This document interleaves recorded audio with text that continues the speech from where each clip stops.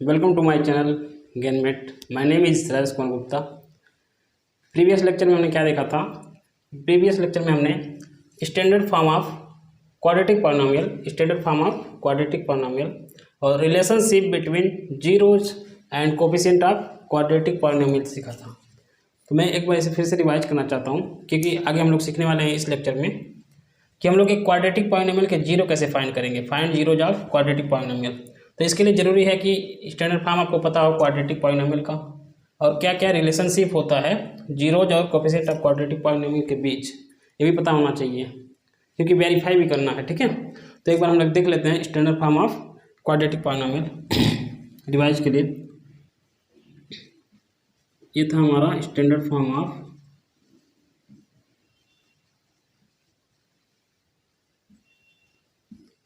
Quadratic polynomial.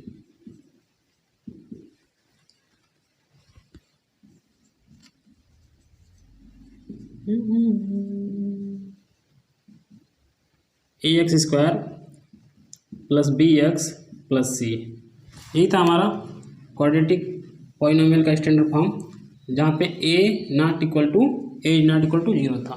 ठीक है, यहाँ पे जो एक्स स्क्वायर के पहले लिखा गया है उसको बोलते हैं एक्स स्क्वायर का कोफिशिएंट ऑफ एक्स स्क्वायर, और यहाँ पे जो एक्स के पहले लिखा गया है इसको बोलते हैं हम लोग कोफिशिएंट ऑफ एक्स, और सी को बोलते हैं कांस्टेंट। क्या बोलते हैं? कांस्टेंट। ये प्रीवियस लेक्चर में भी मैंने बता दिया है। ठीक है, और जब भी हम लोग कोफिशिएंट लिखेंगे तो हमेशा सिंबल के साथ लिखेंगे, हमेशा क्या करेंगे? सिंबल के साथ लिखेंगे। अब देखते हैं रिलेशन क्या था। हमने माना था कि हमारे पास दो रूट हैं या फिर दो जीरोस थे, अल्फ़ा और बीटा। हमारे पास दो जीरोस क्या थे? अल्फ़ा और बीटा। रूट बोले या फिर जीरोज बोले, मतलब सेम ही है। ठीक है, तो इसमें देखिए रिलेशन क्या बना था। पहला वाला जो हमारा बना था, alpha plus beta is equal to minus B upon A, एक ये आया था रिलेशन, और दूसरा था हमारा alpha into beta is equal to C upon A. इसको हम लोग ऐसे भी लिख सकते हैं, अल्फ़ा प्लस बीटा मतलब क्या? दोनों रूट हैं, तो इसको पढ़ सकते हैं हम लोग sum of roots is equal to minus, formula में है बी क्या है? बी जो यहाँ पे है वो एक्स का कोफिशिएंट है। बी जो है एक्स का कोफिशिएंट है, और ये जो है एक्स स्क्वायर का कोफिशिएंट है। यहाँ से स्टैंडर्ड फॉर्म से लिया गया है क्वाड्रेटिक पॉलिनोमियल के। और यहाँ पे है alpha into beta is equal to C upon A, यानी product of roots is equal to C जो है कांस्टेंट है। ये कहाँ से लिया गया है? क्वाड्रेटिक पॉलिनोमियल के स्टैंडर्ड फॉर्म से, और ए जो था वो कोफिशिएंट ऑफ एक्स स्क्वायर है। ठीक है, अभी तक रिवाइज कर चुके हैं, तो हम लोग सीखेंगे कि कैसे हम लोग एक क्वाड्रेटिक पॉलिनोमियल का जीरो निकाल सकते हैं। फाइंड जीरोज या फिर फाइंड रूट्स, दोनों का सेम ही मतलब होता है। ठीक है, तो देखिए इसकी कई मेथड होते हैं। पहला मेथड होता है by splitting of middle term, और दूसरा होता है हमारा फार्मूला मेथड।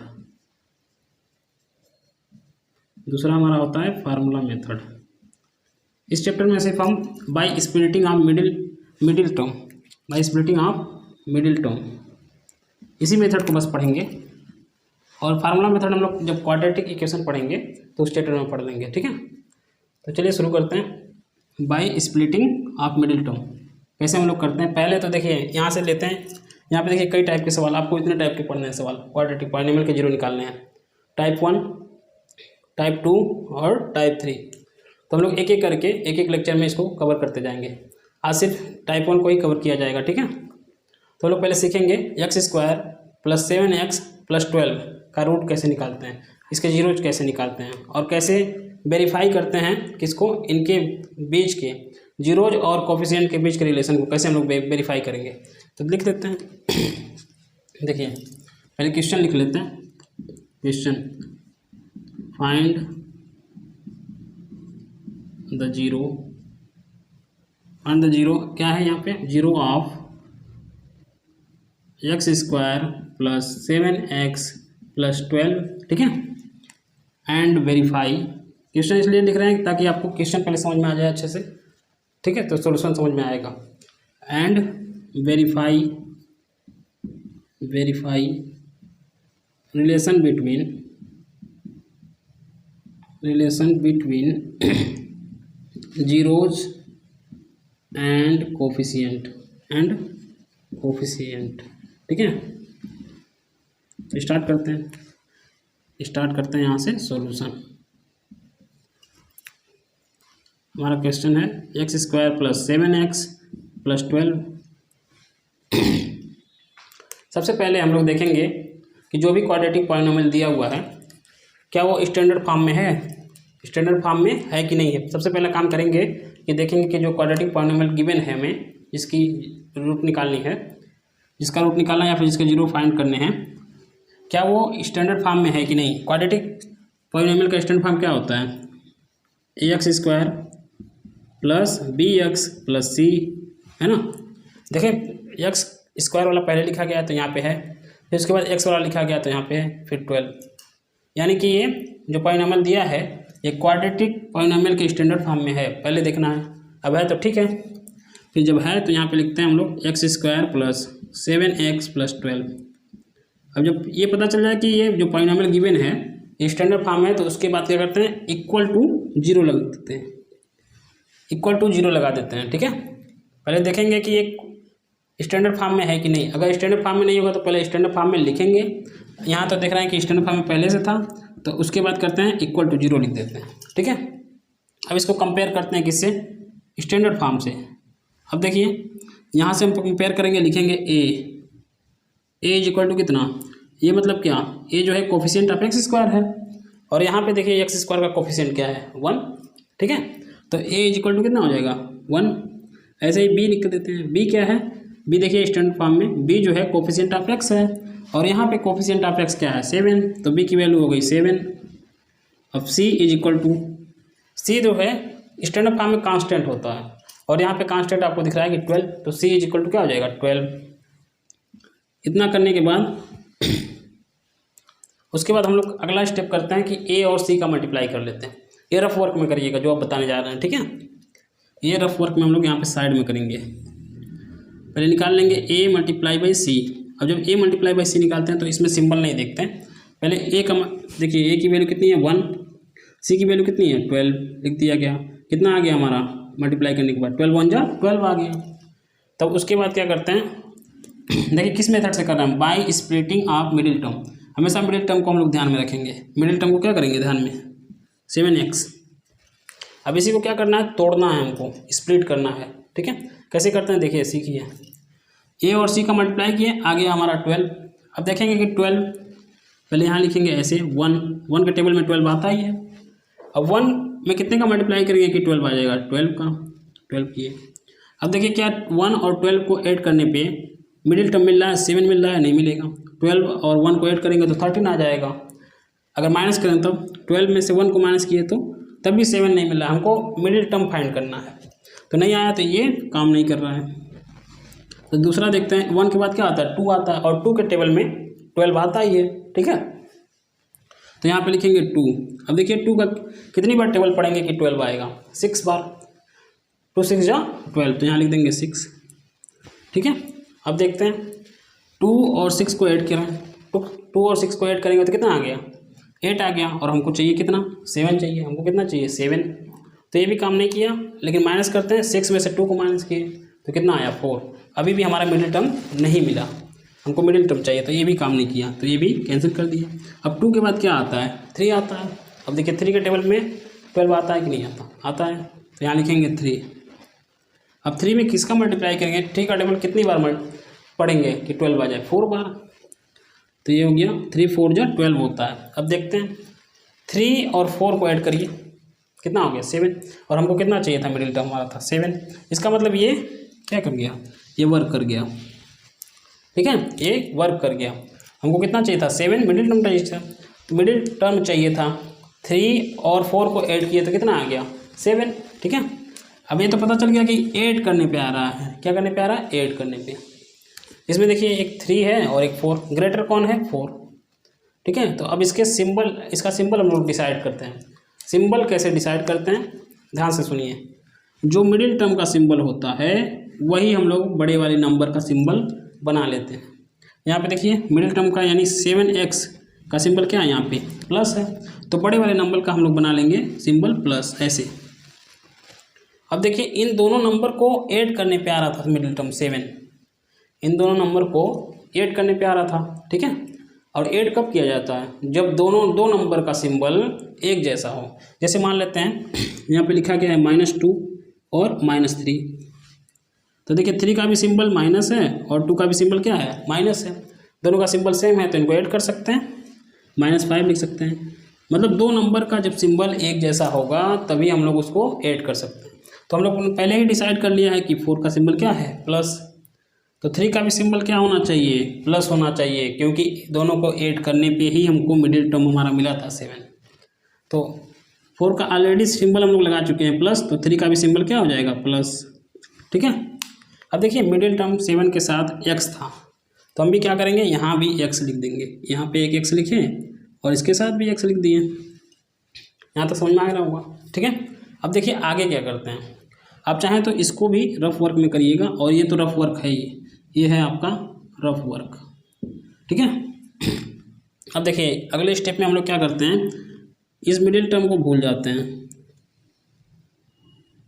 सिंबल के साथ +7x को अगले लाइन में नहीं लिखेंगे, उसके जगह पे क्या लिखेंगे, देखिए हम लोग यहाँ से लिखेंगे x² लिख दिया, फिर +7x को यहाँ से हटा देंगे। अब लिखेंगे क्या, यहाँ से लिखेंगे +3x + 4x, इन दोनों को सिंबल के साथ यहाँ पे लिखेंगे। तो लिखते हैं +3x और +4x, उसके बाद क्या था, +12, तो यहाँ लिख दिया हमने +12, ठीक है। यहाँ तक समझ में आ रहा होगा, कोई डाउट नहीं होना चाहिए, ठीक है। अब देखिए अब क्या करते हैं, इन दोनों को एक साथ, इन दोनों को एक साथ ले लेंगे और इन दोनों को एक साथ ले लेंगे और देखेंगे कि इनमें कॉमन क्या है, ठीक है। देखिए यहाँ पे इन दोनों में कॉमन आपको क्या दिख रहा है, x कॉमन निकालते हैं। कॉमन निकालने के तुरंत बाद हमको ब्रैकेट लगाना चाहिए। अब देखिए यहाँ पे x² था, इसमें से 1x निकाल दिए तो क्या बचा, x बचा, x लिखा, फिर उसके बाद क्या है, प्लस लिख दिया। फिर 3x में से कॉमन क्या निकाला गया, 3, यहाँ से 3 गायब कर दे तो बचेगा क्या, बस 3 बचेगा, तो यहाँ पे लिख दिया हमने 3, ठीक है। अब देखिए इन दोनों में कॉमन क्या है, नहीं दिख रहा हो तो 12 को हम लोग लिख सकते हैं ऐसे, 12 × 3, 12 × 3। तो अब देखिए इसमें भी 4 है और इसमें भी क्या है, 4 है, इसमें भी 4 दिखा और इसमें भी 4 दिखा, इस तरह से आप कॉमन ले सकते हैं। तो लेते हैं 4 कॉमन, 4 हो गया हमारा। अब देखिए 4x में से 4 निकाले तो क्या बचेगा, बस 4 निकाल दिया तो x बचा, यहाँ लिख देंगे हम लोग x। यहाँ पे क्या है, प्लस है, तो हम लिखे प्लस। अब देखिए 12 को लिख सकते हैं 4 × 3 के रूप में। 4 × 3 में से क्या कॉमन निकाला हमने, 4 निकाल दिया, बचा क्या, 3, तो यहाँ पे लिख देंगे 3 = 0। अब देखिए अब क्या करते हैं, अब इन दोनों में पूरे में कॉमन देखते हैं, इन दोनों में क्या कहेंगे कॉमन क्या मिल रहा है। देखिए यहाँ पे भी x + 3 है और यहाँ पे भी क्या है, x + 3 है, ठीक है। यहाँ पे भी x + 3 है और यहाँ पे भी क्या है, x + 3। अब कॉमन मिल गया हमको x + 3, तो यहाँ से कॉमन फिर निकाल लेते हैं, दोबारा कॉमन लेते हैं। कॉमन मिला हमारा क्या, x + 3। हमने बताया कि जब भी कॉमन लें उसके बाद तुरंत ब्रैकेट लगाइए, ठीक है, तो तुरंत ब्रैकेट लगाया। अब देखिए इसमें से क्या निकाल दिया गया था, x × x + 3 में से x + 3 को निकाला गया। अब बचा क्या, इसको निकाल देंगे, तो यहाँ पे बचा बस x, तो यहाँ लिखिए x, सिंबल था प्लस का तो प्लस लिख दिया। अब यहाँ से भी क्या कॉमन निकाला गया, x + 3, बचा क्या, देखिए बस 4 बचा, तो यहाँ लिख देते हैं हम लोग 4 और = 0। हमारा आ गया x + 3 × x + 4 = 0। अब यहाँ देखते हैं हमारा आ गया है x + 3 × x + 4 = 0। अब ध्यान से समझिए, ठीक है। अब देखिए इन दोनों नंबर का मल्टीप्लाई हुआ है, और इसका प्रोडक्ट कितना है, 0। यहाँ पे ध्यान से समझिएगा, 12 × इनबॉक्स में कर देते हैं = 0। ऐसे ही यहाँ पे कर दिए, यहाँ इनबॉक्स कर दिए, × 16 = 0। अब ये बताइए कि 12 में किस नंबर का हम लोग मल्टीप्लाई करें कि 0 आ जाए, 12 में किस नंबर का मल्टीप्लाई करें कि 0 आ जाए, समझ में आ रहा है कुछ। आ रहा होगा, ध्यान से देखिए, ठीक है, ध्यान से देखेंगे तो जरूर आएगा।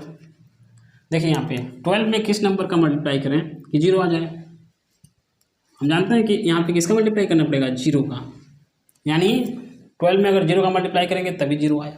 अब देखिए यहाँ पे बाद में 16 लिखा गया था, अब 16 में किसका मल्टीप्लाई करेंगे कि 0 आएगा, 0 का ही, यहाँ भी 0 और वहाँ भी 0। हम ये देख रहे हैं कि अगर दो नंबर का प्रोडक्ट, दो नंबर का मल्टीप्लाई हम लोग कर रहे हैं और वो इक्वल टू 0 आ रहा है, तो उसमें से एक नंबर कोई ना कोई 0 होना चाहिए। यहाँ पे ये 0 हुआ और यहाँ पे देखिए ये, मतलब दोनों में से अगर दो नंबर का हम लोग मल्टीप्लाई कर रहे हैं और प्रोडक्ट 0 आ गया, प्रोडक्ट क्या होता है, मल्टीप्लाई करने के बाद जो आंसर मिलता है, ठीक है। तो देख रहे हैं कि जब दो नंबर का हम मल्टीप्लाई कर रहे हैं और प्रोडक्ट किसके इक्वल आ रहा है, 0 के, तो किसी एक नंबर, कोई एक नंबर उनमें से 0 के इक्वल होगा। जैसे यहाँ पे 0 ये था, यहाँ पे 0 ये था। ऐसे भी हो सकता है कि जो दोनों क्या हो, दोनों ही 0 हो, लेकिन हमको तो पता नहीं है कि कौन सा 0, ठीक है। ये समझ में आया। अगर दो नंबर का मल्टीप्लाई करने पे 0 आ रहा है तो उसमें से कोई एक नंबर 0 होगा, ठीक है, उसमें से कोई एक नंबर 0 होगा तभी उसका प्रोडक्ट 0 आ रहा है, या फिर दोनों नंबर क्या हो, 0 के इक्वल हो तभी 0 आ रहा है। तो अब आगे समझते हैं, ये तो रफ वर्क के लिए था, हमने समझाया। अब आगे इसको देखते हैं क्वेश्चन को। देखिए यहाँ भी क्या हो रहा है, इन दोनों नंबर का मल्टीप्लाई ही तो हुआ है, x+3 और x+4 का, और कितना आया प्रोडक्ट, 0। इसका मतलब या फिर x+3 इसके प्लेस पे 0 हो, इसकी वैल्यू 0 हो, या फिर x+4 की वैल्यू 0 हो, लेकिन हमको तो पता नहीं है कि x+3 की वैल्यू 0 है या फिर x+4 की वैल्यू 0 है, ठीक है। दोनों का मल्टीप्लाई करने पे कितना आ रहा है, 0। इसका मतलब दोनों में से कोई एक 0 है, तभी तो आ रहा है 0। लेकिन हमको ये नहीं पता है कि x+3 की वैल्यू 0 है या फिर x+4 की वैल्यू 0 है। तो हम लोग ऐसे लिखते हैं इसको, इफ़ हम लोग लेट कर लेते हैं x+3 = 0। तो अब देखिए +3 को उधर भेजे तो क्या आ जाएगा, -3, यह गया हमारा -3। फिर लिखेंगे, अब हमको तो पता नहीं है कि x+3 0 था या फिर x+4, तो दोनों को लिख लेते हैं। अब लिखेंगे इफ़ अगर x+4 0 है, तो अब 4 को उधर ट्रांसफ़र करते हैं तो कितना आ गया, -4। तो हमारे दो रूट्स आ गए, कौन कौन, x की वैल्यू आ गई, x = -3, -4। ये आपका आंसर हो गया, ये आपका क्या हो गया, आंसर, ठीक है। समझ में आना चाहिए, ठीक है। अब देखते हैं अभी क्वेश्चन में क्या था, and verify relationship between zeros and coefficient, relation between zeros and coefficient. तो हमने का रिलेशन देखा था, क्या था पहला वाला, अल्फा प्लस बीटा = -b/a,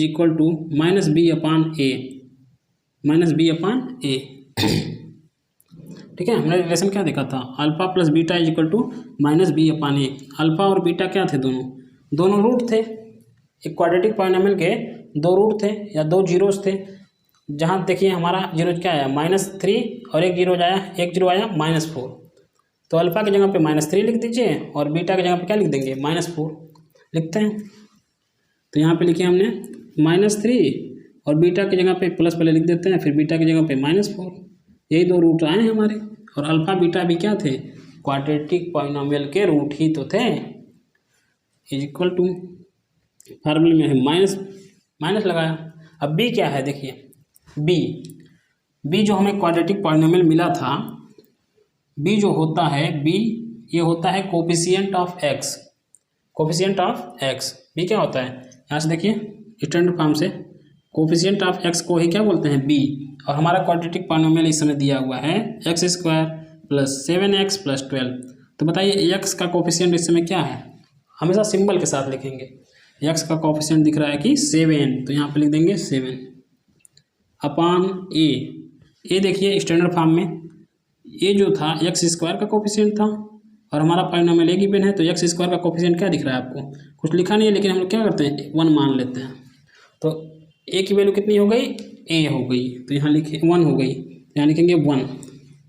अब देखिए इसको सॉल्व कर लेते हैं, ये हो गया हमारा -3 प्लस माइनस मिलेंगे तो माइनस हो जाएंगे, = ये हो गया हमारा -7। चलिए राइट को ब्लू से ही लिख देते हैं, ठीक है।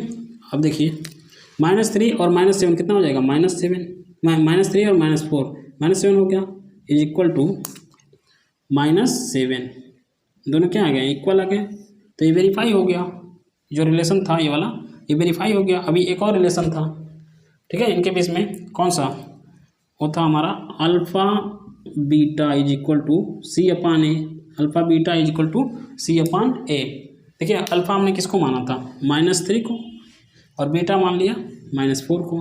अल्फ़ा और बीटा क्या थे, क्वाड्रेटिक पॉलिनोमियल के रूट ही तो हैं, और हमारे रूट आए हैं -3 और -4, रूट और 0 सेम होते हैं, ठीक है। तो लिख लेते हैं, अल्फ़ा की जगह पे हमने पुट कर दिया -3 मल्टीप्लाई बाई बीटा की जगह पे लिख दिया -4 इज इक्वल टू, अब देखिए सी क्या था, स्टैंडर्ड फॉर्म में देखिए ax² + bx + c। सी को हमने बोला था कि ये कांस्टेंट है, और हमारा जो पॉलिनोमियल है उसमें कांस्टेंट क्या है, 12, यानी सी की वैल्यू कितनी है, 12, यहाँ लिखे भी हैं, तो लिख देते हैं यहाँ पे 12। और ए जो था x² का कोफिशिएंट, यहाँ x² का कोफिशिएंट कितना है, 1, तो यहाँ लिख देंगे 1। फिर देखिए -3 और -4 का मल्टीप्लाई हुआ तो कितना हो गया, 12, और इधर भी कितना आ गया हमारा 12, तो ये वेरीफाइड हो गया, ठीक है। तो यहाँ लिख देंगे वेरीफाइड, हेंस लिख देना चाहिए था, हेंस वेरीफाइड, ठीक है। ये हो गया आपका एक क्वेश्चन, ठीक है। आज के लेक्चर में इतना ही देखते हैं, वीडियो बहुत लंबी हो जाएगी। नेक्स्ट लेक्चर में हम लोग टाइप 1 के सवाल अभी इसको सॉल्व करेंगे, फिर इसको सॉल्व करेंगे, ठीक है। वीडियो अच्छी लगी हो तो चैनल को सब्सक्राइब कर दीजिएगा, लाइक कर दीजिएगा, और नहीं अच्छी लगी हो तो डिसलाइक भी कर दीजिएगा, ठीक है। धन्यवाद।